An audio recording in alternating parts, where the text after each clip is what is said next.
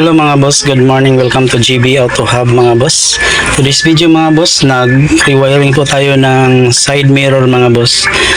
So ang unit natin mga boss, Wagon R ito mga boss. Suzuki Wagon R, converted siya mga boss, surplus. So ang ginawa natin mga boss, binaliktad natin yung wire dito mga boss. Okay, so dahil mali po ang connection dito mga boss, pag inilagay mo sa left, so right ang mag-function mga boss, tapos pag ilagay mo naman sa right, left yung mag-function. So ang ginagawa natin mga boss, binaliktad lang natin.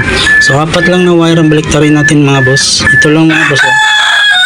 Yan. Yung red mga boss, lipat natin sa green red, and then itong orange lipat natin sa blue.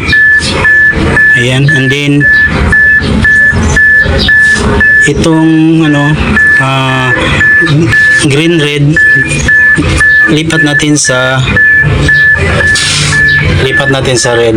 Ayan, and then itong blue mga boss, dito natin ikabit sa orange.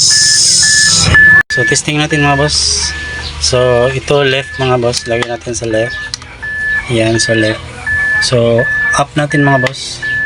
Ayan, down, and then left, and then right. Ayan, goods na siya mga boss. Tapos ilagay natin sa right, doon sa passenger side mga boss. Try natin mga boss. Up, and then down, left, right.